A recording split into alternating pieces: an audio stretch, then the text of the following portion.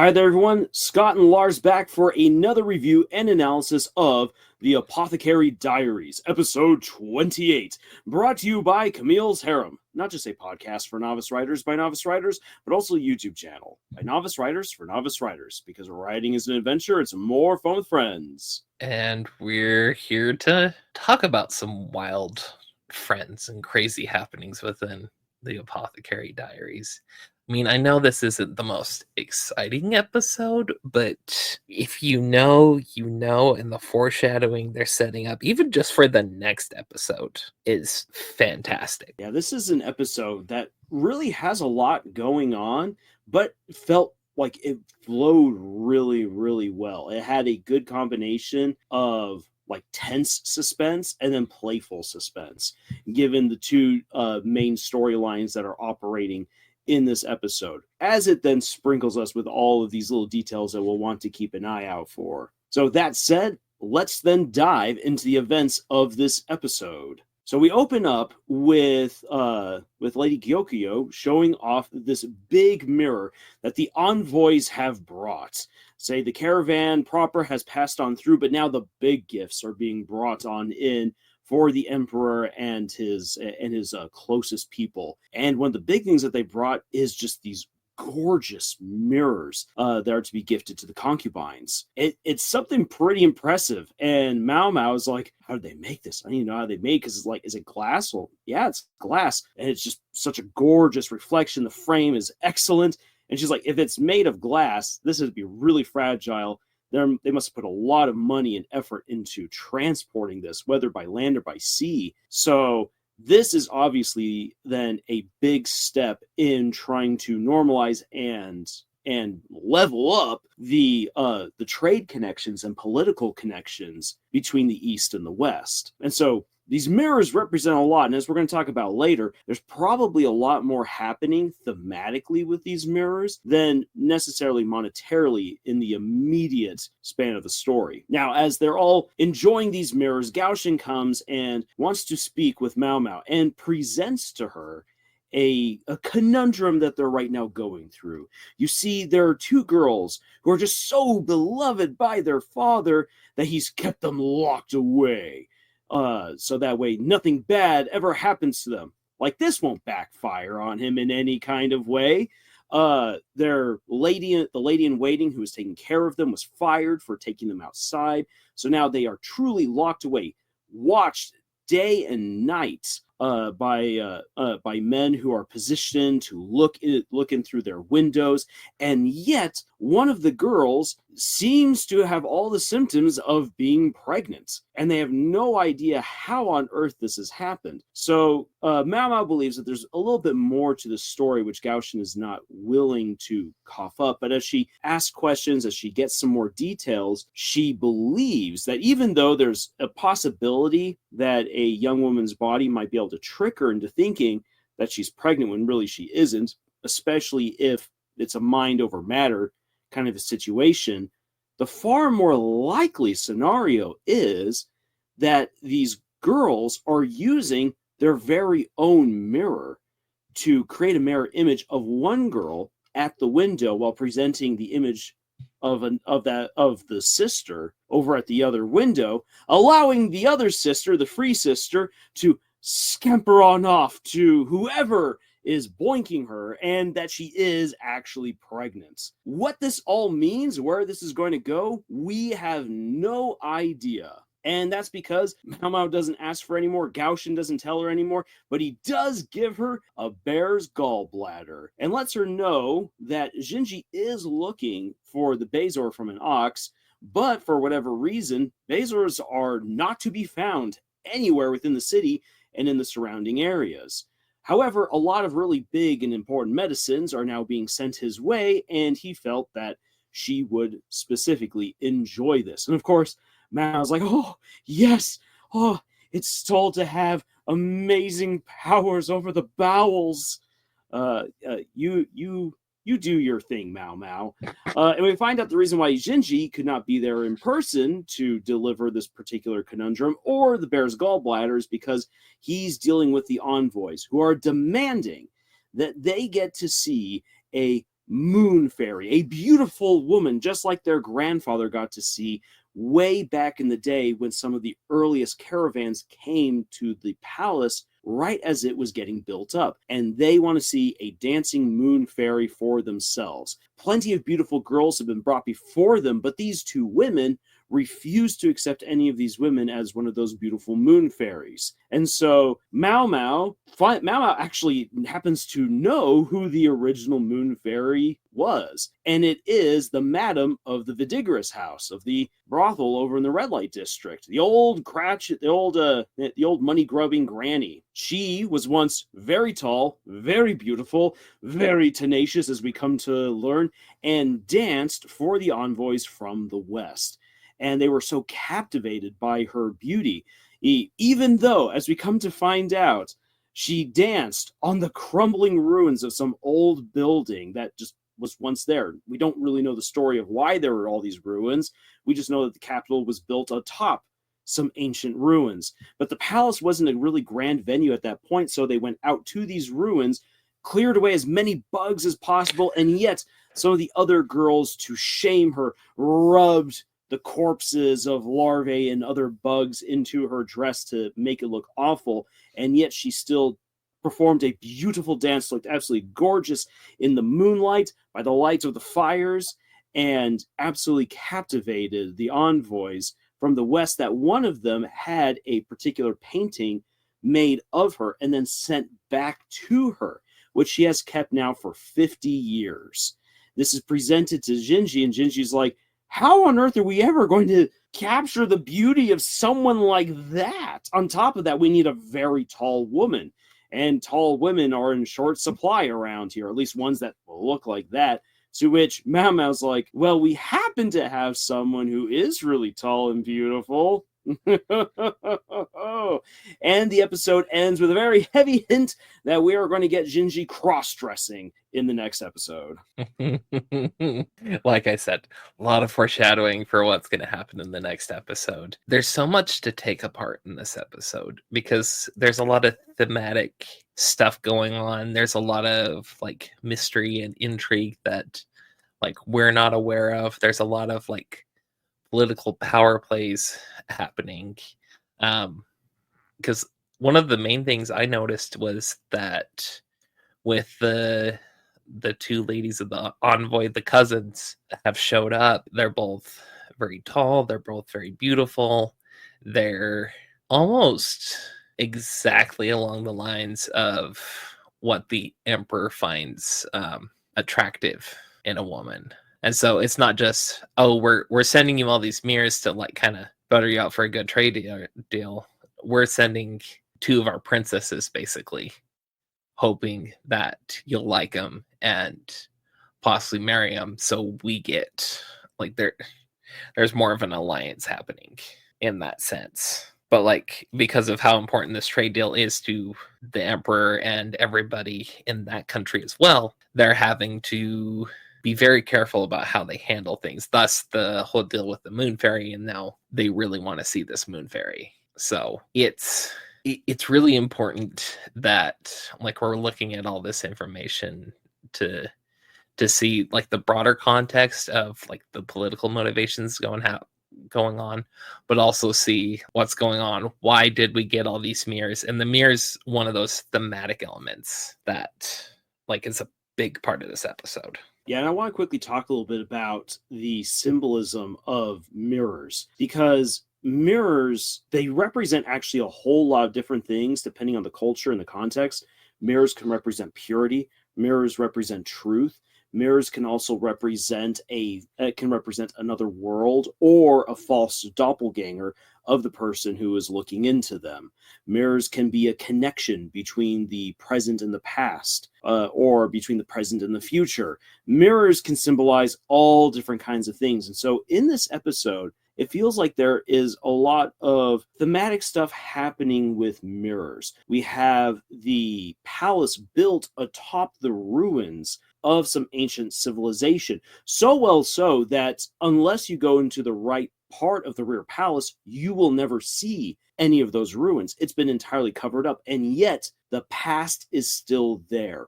directly underneath, connected almost as if a reflection is to the present. And that is something that then plays into what's happening in this episode with how they need to dip into the past, the knowledge of the past.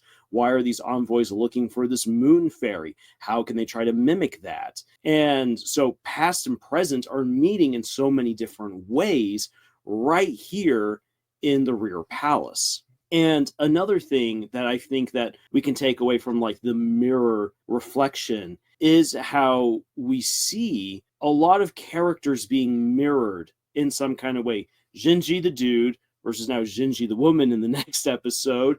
We have Mao Mao, who is our resident mushroom gatherer, going out there getting dirty and everything, but she's very much within the inner goings of the rear palace. I mean, she's in good with Lady Gyokyo and also with Lady Li Hao. Then we have Shisui, or I always get her name wrong. Shisui, you're good. Shisui. Shisui is very much like her, except she is a little bit more mysterious, and she is outside of that inner circle. And yet there's something about her that seems as if she knows what's going on. She's in the know somehow. We just don't yet know how. Oh, if only you knew. And so I know, if only I knew, but she's there like a dark reflection of Mao Mao that we have yet to really understand. And so there are reflections happening throughout this episode. Now then, this episode doesn't necessarily draw a whole lot of attention to that thematic element. I think this is more of like a cheeky wink on the part of the creators, saying like, if you know, you know. Otherwise, this is just very fun. But if you're paying attention, you might pick up some clues. Yeah, very, very much so. I also really like how mirrors can showcase, like, they're going to show it right back at you, but it's a flipped image. So you may not get all of the information you need from that, because the mirror can lie to you in that way. And so there's a lot of cases in this story, I feel, where we're getting to see the truth, but we're not seeing the whole truth. And I feel like it kind of points to how we're getting different sides of the story with different people, specifically with like Jinshi and Mao Mao seeing different things, but like keeping different things from each other in that sense. I think it's a good interpretation right there. Aside from the mirrors, I do want to bring up. I want to bring up something that we were talking about before we started recording, of how you said we've seen a lot of how the outside world, has come to influence the inner palace. But in this episode, we begin to see even more hints of how the rear palace has a great influence on the outside world. Yeah, very much so. Because, like, other than the specific, like, consorts who actually have children with the emperor, most of these women, after they've served their how many years, they get the chance to leave. And where they go from there, it makes a big difference. So, like, you have somebody like lower on the seniority, lower on the scale, they're having to make contacts within the inner palace as well. So there's a constant give and take happening, specifically just with the women inside the inner palace. Yeah, we're seeing that, and we're also seeing how, for instance, when within from within the palace itself, reaching out into the red light district to reconnect with the Madame about what's happened in the past, bringing that expertise and that knowledge back on into the palace, so that way within the rear palace they can then concoct a plan, a la cross-dress Jinshi, in order then to placate the envoys and try to conclude business between the emperor and another nation. And so the rear palace, while Mao Mao in the first season described it as a cage, a beautiful cage, but a cage nonetheless, the bird within that cage, or the birds in that cage, are singing and are getting things done. The women within the rear palace can exert a certain amount of influence based on what they do and their knowledge and their connections to the outside. That can be beneficial to the emperor, or as we've seen in the first season, can be detrimental to the emperor. Or it can flip right back around and be detrimental or beneficial to the consorts themselves. Some of that pressure from the outside could influence the emperor in some way that's going to negatively affect like what's happening with the consorts themselves. And that can be from like clear in the past to like current day stuff as well. So that's something you also have to keep in mind as you're watching this story. And one thing from the outside world that we see having an interesting effect on the goings on for the Inner Palace is how the bezoars are no longer to be found. Mm-hmm. And the reason why I say this is interesting is that this is a blink and you miss it clue to the fact that there might be something really weird or really nefarious happening. Because although bezoars are not necessarily something that you just find on the regular, like in an ox, in a cow, in a goat, they're not regular occurrences. The fact of the matter is that enough animals are getting slaughtered for meat that you will find bezoars.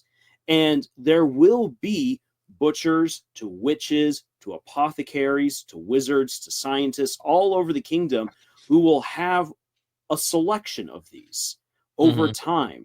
So if one of the most powerful people in the palace, being Jinshi, is reaching out and is trying to find a bezoar, and everyone's like, there's none to give, but here, have all these other really amazing things like the gallbladder of a bear, that should tip us off to something is happening. We just don't know what. And again, Mao, because we're seeing a lot of the stuff from the perspective of Mao Mao right now, Mao Mao is not questioning this. She's just really, really happy that she's got a bear's gallbladder in her hands and that she will eventually get a bezoar. If you're paying attention, you're probably gonna be like, wait, what? What? Well, and I think it points to like if you know anything about bezoar specifically, and I think Harry Potter is one of the items you can look at real easily enough, but like in history and like that kind of medicine, bezoars were a very good tool for fighting against poisons. Like that's kind of their purpose in a lot of these cases. And so not having access to like these anti-poisoning substance, that's nefarious. Like it's subtle, but it's nefarious. And so you're like, okay, something's building. Some kind of plot is happening. That's one of the things with poisons. If you can identify a poison fast enough, you can quickly ascertain if there's an antidote. And people, like, even though like this is back in ancient times, it's not like there's a wonderful hospital that happens to have refrigerated room after refrigerated room with all the stuff you could ever need to cure someone of whatever ails them. There were doctors on hand who should know their stuff and should have all the ingredients ready to go, or even have already concoctions ready to go. But if you don't know what someone's been poisoned with, then having something that will flush the system like a bezoar is good to have. So you can be like, okay, then this is going to suck, but there's a good chance you will survive. So yeah, not having that on hand is ultimately a matter of life and death. Like Mao Mao, we've seen is very intelligent; she can figure things out. But even Mao Mao has been proven to not have all the facts in some cases. And if there's information that she can't immediately ascertain, and just at a blink, especially going back into the first season when there was the assassination attempt in the red light district for one of the nobleman's sons. Like, it's just like, okay, then I don't know what's going on, but we're going to have to use charcoal, and she's applying pressure to him, get the heart, get the stomach going, make him vomit, and try to absorb as much of the poison as possible through the use of charcoal. Very unpleasant, but as we see, it helps bring him back from the brink. But there are other toxins that can work way quicker and be way more deadly, such as we've already been seeing in this season with the poison fire coral. Yeah. So Mao Mao. So again, the bezoar's missing is an interesting clue, and it connects really well with the fantastic opening to each episode, where we get to see more and more poisons being mixed and being dropped into foods and into drinks There's a good chance that some big poisoning is going to be coming down the line soon. And like the question is like, who's doing all of this? Like, who's so motivated to change things like in the rear palace that they're willing to go through with all of this? And we don't know yet. At least in this point in the story, we don't know yet. There's a lot going on behind the scenes that we're not privy to. And so it just ups that intrigue. It ups the stakes involved in the story, which is part of the reason I love this story so much, is because, like, of course it's a slow build up. We're getting more and more information as it goes, but every new piece of information adds to that intrigue. It adds to those stakes, and it's brilliant writing, honestly. Because like you can have as much action as you want, but unless you're actually setting the stakes in your story, the readers aren't going to care as much. And really, as far as action goes, you need a lot of good buildup to get to know the characters to even care what the stakes are, because we connect more to characters than we do to just the odds, which is one of the reasons why, like, this is a brief tangent. People are like, oh my gosh, like the universe is going to end. This is so overdone. This is so boring. No, the universe coming to an end can still be an amazing set of stakes if we care enough about the characters and those worlds, to the point where we're like, no, I do not want it all to end. I do not want it all to end. And like a good example is in the Lord of the Rings movies, the stakes are the world. The world will end if Sauron gets the ring. And we care about it because we've spent so much time in the Shire. We want to be at the Shire.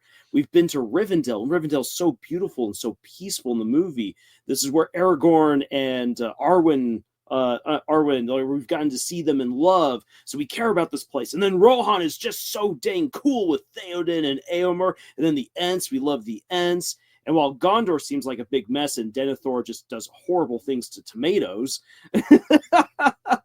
there is honor and strength in the world of men.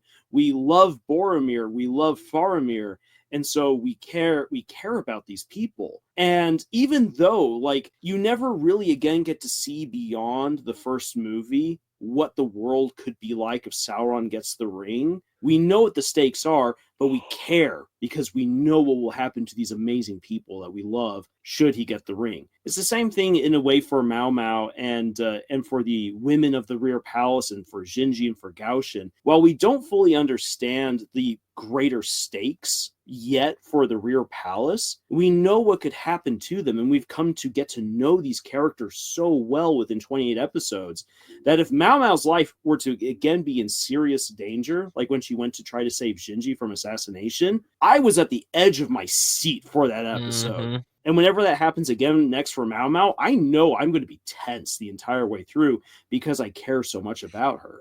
Yeah. So, like, I think it's, like I said, it's brilliant writing. It's using that intrigue and those stakes to create action instead of having action to create the stakes.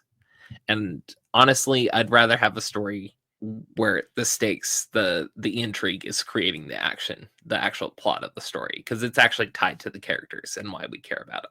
Well said, Scott. I absolutely agree with that. So with that being said, those have been our thoughts, our breakdown and analysis of this episode for the Apothecary Diaries.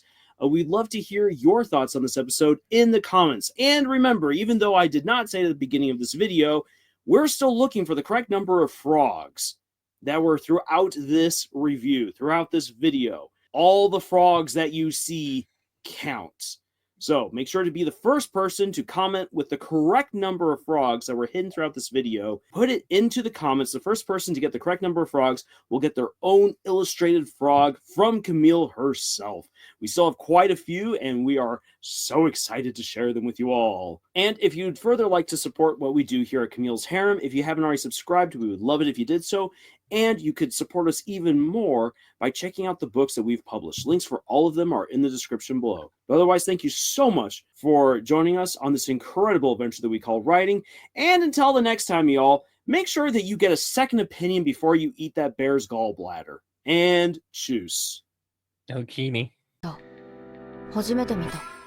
やり手ババアも大切にしていたのだろう。熊の胆のうを乾かしたもので苦味がありますが消化器系の病で重宝される貴重な生薬です。